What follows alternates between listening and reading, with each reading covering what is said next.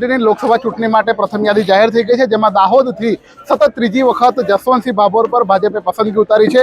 આપણી સાથે જસવંતસિંહ છે, એમની સાથે વાત કરીશું। સાહેબ, સતત ત્રીજી વખત આપની પર પસંદગી ઉતારવામાં આવી છે, શું કહેશો? દાહોદ લોકસભા બેઠક પર ત્રીજી વાર ભારતીય જનતા પાર્ટી ટિકિટ આપી તે બદલ માન્ય મોદી સાહેબના અમે ખૂબ આભારી છે। દેશના સફળ ગૃહમંત્રી માન્ય અમિતભાઈ શાહ સાહેબનો અમે આભાર માનીએ છીએ। દેશના રાષ્ટ્રીય અધ્યક્ષ જેપી નડ્ડા સાહેબના અમે આભારી છે। ગુજરાતના મુખ્યમંત્રી ભૂપેન્દ્રભાઈ પટેલ સાહેબ, અમારા CR પાટીલ સાહેબ પ્રદેશ અધ્યક્ષ, એમના અમે ખૂબ આભારી છે કે ત્રીજી વાર દાહોદ લોકસભા બેઠક પર અમારી પસંદગી કરી છે।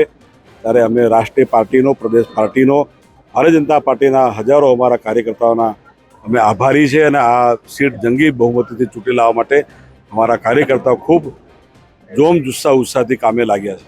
સાહેબ, સતત ત્રીજી વખત પસંદગી ઉતારવાનું શું કારણ લાગે છે? કારણ કે ઘણા બધા દાવેદારો હતા, નો રિપીટની પણ વાત હતી। ભારતીય જનતા પાર્ટીએ પસંદગી કરી છે। માન્ય મોદી સાહેબની સાથે રહીને અનેકવિધ વિકાસના કામો દાહોદ લોકસભામાં છેલ્લા 2 ટર્મની અંદર 41,000 કરોડના કામો આ વિસ્તારમાં કર્યા છે અને અમે પાર્ટીનો આભાર માનીએ છીએ। બિલકુલ, તો હતા જસવંતસિંહ ભાભોર, જેમની સાથે આપણે વાત કરી। ખાસ કરીને ત્રીજી ટર્મ માટે જ્યારે ભાજપે પસંદગી ઉતારી છે ત્યારે નેતૃત્વનો આભાર માન્યો છે। જયેન્દ્રભાઈ, ગુજરાત તક, દાહોદ।